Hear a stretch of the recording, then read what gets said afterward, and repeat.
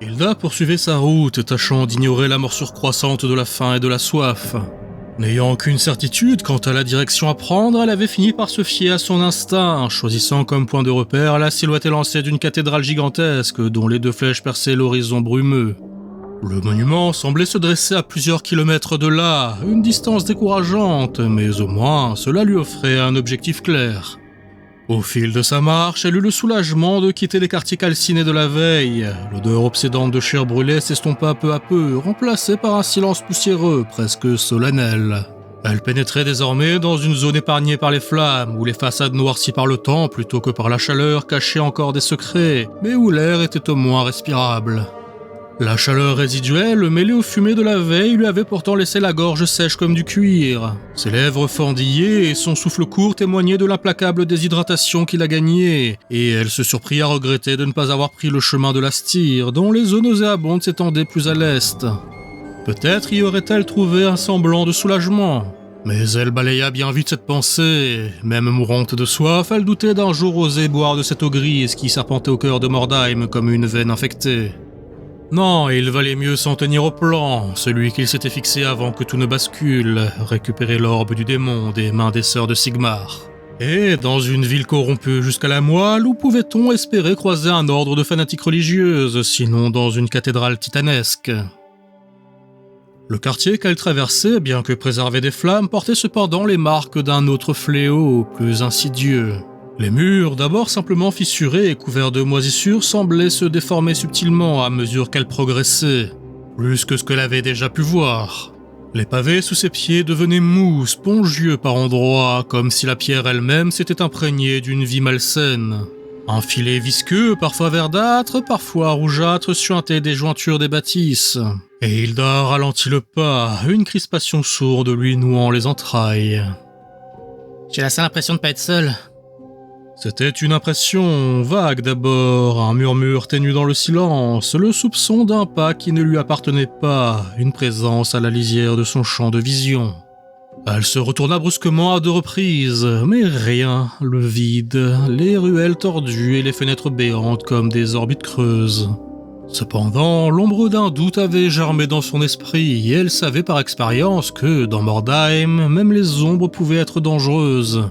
Elle accéléra légèrement la cadence, tentant de se convaincre qu'elle se faisait des idées. Sa fatigue, sa fièvre peut-être l'auraient rendue paranoïaque. Mais à chaque détour de rue, chaque arcade effondrée, chaque porche trop noire, cette sensation revenait, rampante, poisseuse, comme un souffle dans son cou. Le décor lui-même semblait se liguer contre elle. Ici, une statue religieuse aux traits fondus, dont les yeux s'étaient changés en orifices béants suintant d'une matière noire. Là, un bassin à sec dans lequel gisaient des cadavres d'oiseaux difformes, leurs plumes remplacées par des écailles humides. Le vent, faible, portait des effluves doucereux, sucrés et écœurants, comme la laine d'un fruit en décomposition. Elle s'arrêta net, quelque chose avait bougé, pas un bruit, pas un cri, juste un glissement. Un froissement peut-être, comme des pas nus sur une surface organique. Elle se retourna lentement, sa hache levée, le souffle suspendu. « Y a quelqu'un ?» Rien ne bougeait, juste cette rue figée dans une torpeur malsaine, comme suspendue dans une attente muette. Peut-être n'y avait-il rien, peut-être n'était-ce qu'une illusion, un mirage né de son esprit épuisé et de ses nerfs à vif. Mais dans Mordheim, le doute n'était pas un refuge, c'était un luxe et souvent un piège mortel. Alors, encore une fois, elle reprit sa marche, plus lente, plus vigilante. Jusqu'à ce qu'un détail incongru la fige dans son élan. Au détour d'un angle, posé au milieu de nulle part, se trouvait un pichet. Un simple pichet d'eau en laiton, rempli à ras-bord, délicatement posé comme s'il avait été laissé là pour elle, comme une offrande ou un piège. Son cœur s'accéléra, la soif lui asséchait la gorge, rendant ses mains fébriles lorsqu'elle s'en empara. L'eau était trouble, mais elle n'avait ni odeur ni mousse, ni cette teinte noirâtre typique de la Styre. Ce n'était pas limpide, ça non, mais c'était buvable, du moins en apparence. De son point de vue, cela ressemblait même à un miracle. Elle se garda bien cependant de remercier les dieux, de peur qu'ils l'entendent. À la place, elle scruta les alentours, ses yeux fouillant les ombres avec une tension croissante. La présence qu'elle croyait avoir perçue quelques instants plus tôt semblait s'être dissipée, avalée par l'étrange torpeur ambiante. Ou peut-être qu'elle n'avait jamais été réelle. Mordheim avait ce talent pervers pour transformer l'imagination en menace et les coïncidences en présages. Bon, j'imagine que c'est la pause. On doit sûrement être proche de midi, même si je vois pas le soleil. La remarque lui échappa avec un murmure fatigué, plus pour se rassurer elle-même et pour conjurer le silence qu'autre chose. Elle s'installa près d'un mur effondré, toujours la cruche en main, et alluma un petit feu à l'aide du briquet que Luigi lui avait donné et de quelques débris de mobilier en bois sec. Le feu crépita timidement, une flamme fragile dans l'immensité du vide. C'était un pari risqué qu'elle jouait là, mais calculé. Entre le danger d'être repérée et celui de boire une eau potentiellement souillée, elle avait opté pour l'option la moins dangereuse, en tout cas selon elle. Une intoxication, dans son état, aurait certainement signé son arrêt de mort, alors qu'attirer un monstre lui laissait au moins la chance de pouvoir fuir.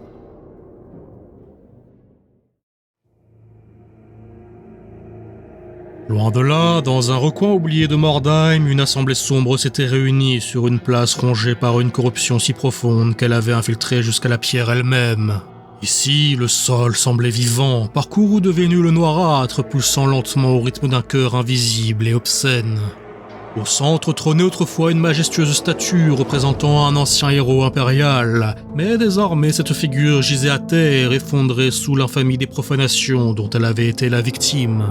La pierre du héros avait été mutilée, ses traits burinés avec haine, ses bras fracassés, remplacés par des membres grotesques faits d'ossements et de chair amalgamée par une magie impie. Sur son visage, autrefois noble, des symboles blasphématoires avaient été gravés, tandis que son torse éventré exposait d'horribles entrailles ou brûlait des feux pâles aux teintes bleutées.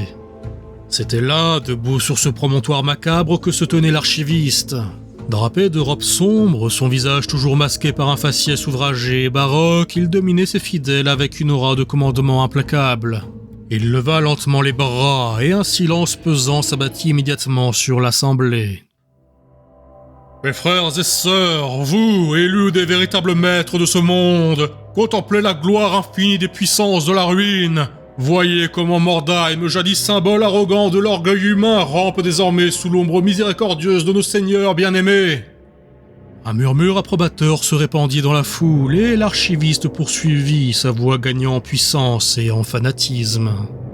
Loués soient les dieux du chaos, Khorne, seigneur du sang et de la guerre, nous appreuve des flammes de sa haine. Norgul, maître des pestes, nous enseigne à nous, mortels, l'inéluctabilité de notre déchéance. Slanesh, prince des plaisirs interdits, déchire les voiles fragiles de notre moralité mensongère. Mais aujourd'hui, c'est vers Tzeentch, l'architecte du changement, que nous nous tournons particulièrement avec nos âmes dévouées, car nous sommes ses élus, et de ces élus nous sommes les plus fidèles. L'archiviste écarta grand ses bras, semblant embrasser le ciel tourmenté au-dessus d'eux, où les nuages menaçants se tordaient sous l'influence de forces surnaturelles. Oui, Tzeentch, notre seigneur, notre père et notre guide. Lui seul comprend la véritable nature du destin, la toile complexe des intrigues cosmiques qui façonnent la réalité elle-même. Chaque goutte de sang versée, chaque cri de terreur, chaque âme dévoyée par nos actions renforce sa vision grandiose. Nous sommes les instruments de son infinie sagesse et de son éternelle malice. Car oui, je vous le dis, oui, le chaos, mes frères, est la seule vérité. Et seule la vérité peut nous défaire des chaînes de notre ignorance pathétique.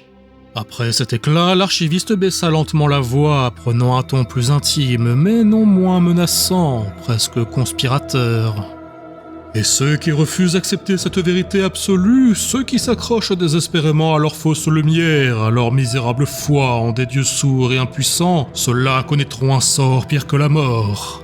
Je vous le dis, Mordheim est le témoin vivant de cette vérité. Ne voyez-vous pas? Regardez autour de vous. Voyez comment la cité agonise sous les regards bienveillants de nos dieux. Voyez comment ces ruelles se tordent, comment ses habitants s'abandonnent lentement à la folie, et comment leurs corps subissent de délicieuses transformations, les rapprochant à leur insu de la perfection du chaos. Ils finiront tous comme nous, mais contre leur gré, et c'est en cela que vous leur êtes supérieurs. Un sourire cruel étira ses lèvres sous le masque, perceptible même dans son timbre. Nous sommes le futur, mes frères, nous sommes le changement incarné, cette incarnation même de la volonté du prophète aux 1000 yeux. Préparez-vous, car bientôt le monde entier connaîtra la même glorieuse révélation que Mordheim, et nous serons les oriflammes qui porteront la parole de notre maître jusqu'aux confins du vieux monde. Loué soit Tzeentch, loué le changement. On lui apporta alors une femme qui l'attrapa par les cheveux avant de la forcer à se mettre à genoux. Cette dernière, terrorisée et exposée dans une nudité n'ayant aucune autre raison que son humiliation, se mit à se débattre et à gémir. Mais il mit un terme à ses suppliques en l'égorgeant et en répandant ses fluides vitaux sur la statue souillée. Et il répéta alors, pris dans une extase malsaine. « Loué Tzeentch, loué le changement, loué les dieux du chaos !» La foule, transportée par son discours exalté, reprit en chœur ces dernières paroles, leur écho sinistre résonnant longtemps dans les ruines maudites de la cité des damnés. Mais loin de cette allégresse morbide, le bibliothécaire observait la scène d'un regard neutre. Sa seconde vue à la fois captivée par les flammes dansantes et par les fils du destin qui se tendaient en quelques lieux proches autour d'une âme inconnue. La volonté de son maître était à l'œuvre, bien qu'il ignorât encore en quoi.